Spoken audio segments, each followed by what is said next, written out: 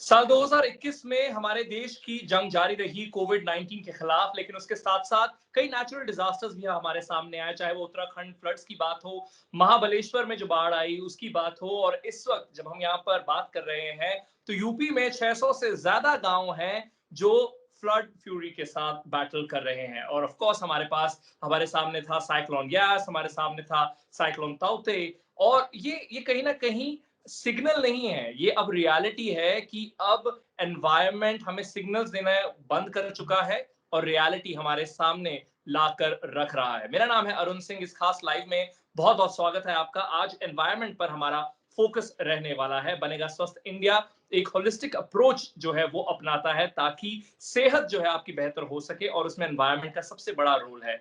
आज हमारा सौभाग्य है, हमारे साथ विमलेंदु जा जुड़े हैं। ये एनजीओ चलाते हैं स्वेच्छा नाम की, और एनवायरनमेंट पर कई सालों से काम कर रहे हैं। बहुत बहुत स्वागत है आपका। आज हमारा फोकस रहने वाला है जो यूएन का पैनल है आईपीसीसी, उनकी जो रिपोर्ट आई है, जिसकी वजह से खबरों में काफी एक बार फिर से बातचीत शुरू हो गई एनवायरनमेंट के बारे में। सबसे पहले आप इस रिपोर्ट से क्या समझते हैं? What are your hints that you taken from this report?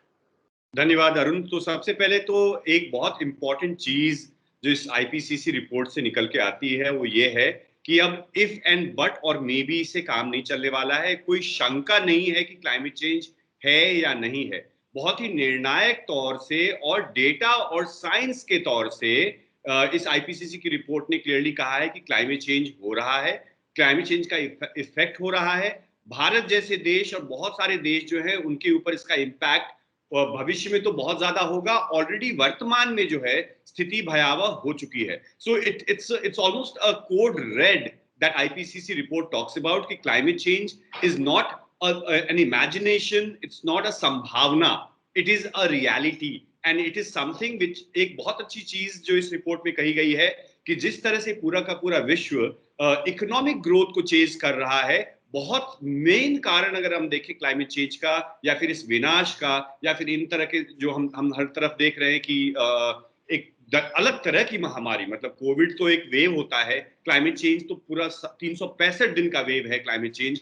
वो जो है वो इकोनॉमिक ग्रोथ के कारण हो रहा है। और इंडिविजुअल जो है, एक इंडिविजुअल और कलेक्टिव, मतलब humanity is the biggest threat, human beings are biggest threat to our planet. और एक आखिरी चीज कि well being should be the priority and not economic growth. राष्ट्रों को, समाजों को और इंडिविजुअल्स को इकोनॉमिक ग्रोथ के ऊपर काम नहीं करना होगा, बल्कि वेल बीइंग के ऊपर फोकस करना पड़ेगा।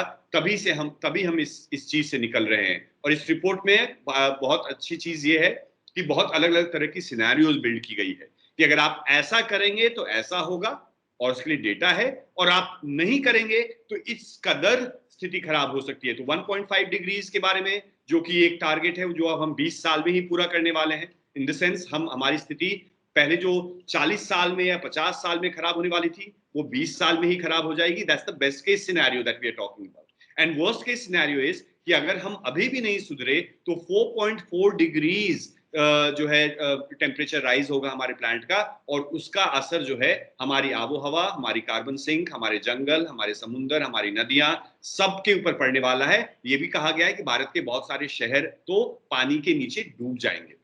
विमलेंदु, यूएन सेक्रेटरी जनरल ने यह भी कहा, there is no time for delay and no room for excuses. India एक बड़ा देश है, और जहां पर एमिशन की बात हो हार्मफुल गैसेस की, तो हमारा नंबर टॉप 3 में आता ही है। तो ऐसे में इस रिपोर्ट से इंडिया क्या सीख सकता है? ऑफ कोर्स बहुत सारे अलार्म्स रेज किए गए हैं अलग अलग ऑर्गेनाइजेशंस के द्वारा, लेकिन अगर इस रिपोर्ट के हिसाब से देखें तो क्या हिंट्स हम पिक कर सकते हैं एज अ नेशन? देखिए, पर कैपिटा जो कार्बन कंजम्पशन है, जो कार्बन फुटप्रिंट है, एक एवरेज भारतवासी का बहुत कम है यूरोप और अमेरिका के बनस्पत और बहुत सारे विकासशील और विकसित देशों के कंपैरिजन में। But as you rightly said, जो हमारा GHG green house gas emission है, हम नंबर 3 में है, क्योंकि ऑलमोस्ट 1.4 बिलियन लोग हैं हमारे। भले ही छोटा फुटप्रिंट हो हमारा, लेकिन मल्टीप्लाइड बाय 1.4 बिलियन जो है वो बहुत ज्यादा हो जाता है। तो भारत के लिए ये सीखना बहुत आवश्यक है सबसे पहले कि हमारी भी जिम्मेदारी बनती है कि हम कैसे ग्रीन हाउस गैस को कम करें, कैसे हम एक लो कार्बन इकोनॉमी की तरफ बढ़ें, कैसे हम अपने एनर्जीज को ट्रांजिशन करें। क्योंकि अभी भी अगर बिजली हमारी कोयले से और हाइडल प्रोजेक्ट से, डैम से बनेगा, तो उसका इम्पैक्ट तो हमारे ऊपर पड़ने ही वाला है। दूसरी बहुत इंपॉर्टेंट सीख जो है इस भारत के लिए, वो ये है कि हम क्लाइमेट वल्नरेबल एरिया में आते हैं।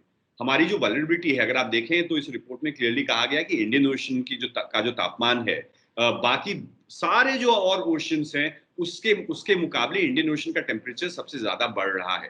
तो एक वो है, बे ऑफ बंगाल पे इसका असर है, कोस्टल एरियाज में इसका असर है, और साथ ही साथ ग्लेशियर मेल्टिंग, जो हम बोल रहे हैं कि जो हमारे हिमालयाज हैं और हमारी भारत की जो बहुत सारी नदियां जो है वहीं से आती हैं, तो उसका भी उसके लिए भी भारत को सीखना बहुत आवश्यक है कि ग्लेशियर से लेकर के, समुद्र से लेकर के पहाड़ तक जो है हम लोग वल्नरेबल हैं, और गरीब से गरीब जो तबका है वो सबसे ज्यादा वल्नरेबल इसमें होने वाला है। तो भारत को इसके लिए एक रोड मैप बनाना पड़ेगा। आगे बढ़ने के लिए हमें लो कार्बन इकोनॉमी के रोड मैप पे चलना पड़ेगा। हम जो इंफ्रास्ट्रक्चर डेवलपमेंट के बारे में बात करते हैं, इंफ्रास्ट्रक्चर डेवलपमेंट इंपॉर्टेंट है, लेकिन infrastructure development not at the cost of human life, not at the cost of tragedies that you seeing, और at the cost of our environment. और बहुत इंपॉर्टेंट चीज, हमें चीजों को कनेक्ट करना बहुत आवश्यक है कि क्लाउड बर्स्ट, अगर कल भी देखें तो आप हिमाचल प्रदेश में दुर्घटना हुई है, हमने क्लाउड बर्स्ट उत्तराखंड में देखा, हमने एक्सट्रीम हीट वेव्स देखे भारत में बहुत इलाकों में, हमने 2018 2019 में एक्सट्रीम फ्लडिंग देखा केरला में। तो ये सारी चीजें जो है वो आइसोलेटेड इवेंट्स नहीं है, these are all events that link towards climate change, and everyone will have to connect the dots. So attribution that it is not, ऐसे ही अगर बारिश हो रही है तो इसको हम सिर्फ एक बारिश और सिर्फ बाढ़ कहेंगे तो हम उसकी जिम्मेदारी, उसके पीछे के साइंस को नहीं समझ पाएंगे। हमें क्लाइमेट चेंज को इंटरकनेक्टेड वे में, कॉम्प्रिहेंसिव वे में, कलेक्टिव वे में एंड रिस्पॉन्सिबल वे में समझना बहुत आवश्यक है।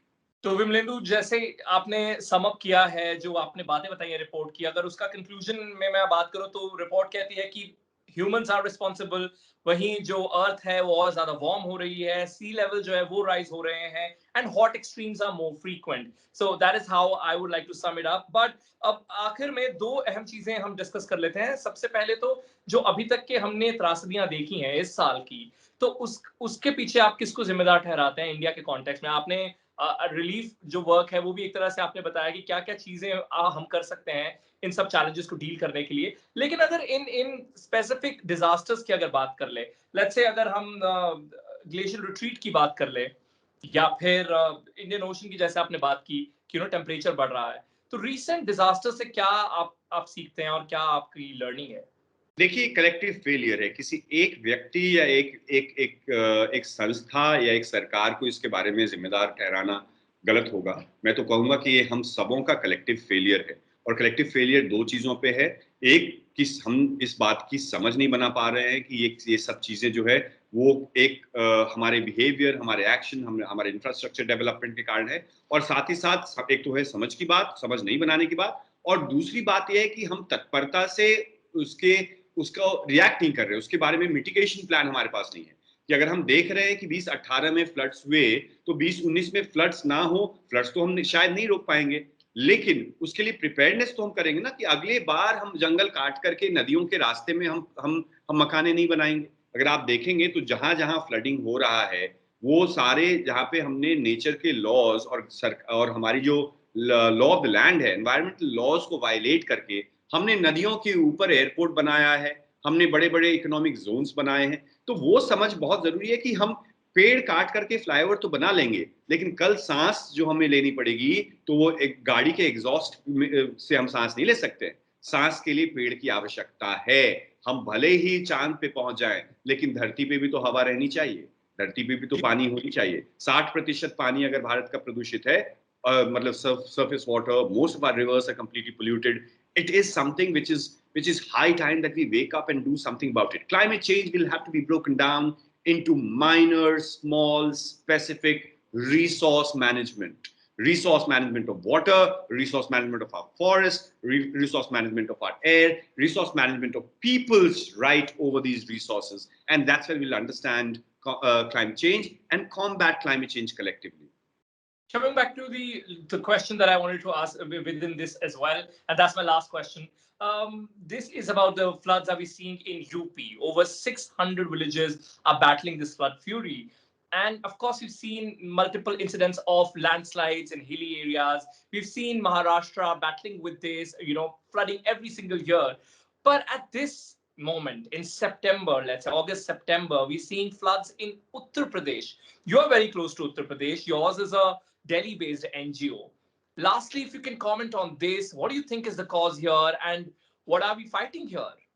Clearly, it is climate change, as in the extreme weather conditions, extreme flooding, extreme rainfall in a short span of time, and bad floodplain management. That is what is actually leading to the erratic flooding that we are actually seeing in villages of Uttar Pradesh. एक चीज, दूसरी चीज आपको ये भी समझनी होगी कि अगर आप मेरे घर के पास अगर पेड़ है, उसको अगर हम काटते हैं तो नेक्स्ट 1 घंटे में मुझे अस्थमा अटैक नहीं होगा, और मुझे ही जरूरी नहीं होगा उसका सारा इम्पैक्ट। सो ये इसका इफेक्ट जो अगर मान लीजिए कोई मध्य प्रदेश में कोई करता है, उसका भी असर जो है उत्तर प्रदेश पे पड़ेगा। अगर हरियाणा में कोई हमारी हवा को प्रदूषित करता है तो दिल्ली में अपने आप दिल्ली की आबो हवा भी खराब होगी। So it's an airshed, it's a watershed, it's a shared carbon, shared climate that we're talking about. So America's behavior influences or affects the way the entire planet's behavior. Similarly, someone sitting in Delhi like myself or yourself, आपके व्यवहार से अगर हम बोलेंगे कि UP में जो गांव वाले डूब रहे हैं वो अपनी गलती से नहीं डूब रहे हैं, वो अरुण और बिमलेंदु की गलती के कारण डूब रहे हैं। ये बहुत ऐसे हाई कार्बन फुटप्रिंट वाले जो इंडिविजुअल्स हैं, हम सबों की गलती के कारण और हमारी सरकारों की नाकामी के कारण डूब रहे हैं। लेकिन last point, there is still a window, there's an opportunity, we can still fix it if we want to fix it.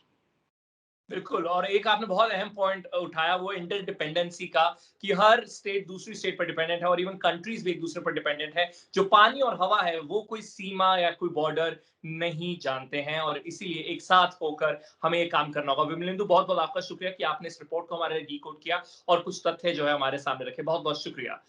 देखते रहिए हमारी स्पेशल प्रोग्रामिंग बनेगा स्वस्थ इंडिया हमारे टीवी चैनल्स पर, और साथ ही फॉलो करते रहिए हमें हर एक सोशल मीडिया प्लेटफॉर्म पर। मेरा नाम है Arun Singh. It's a good bye from my side.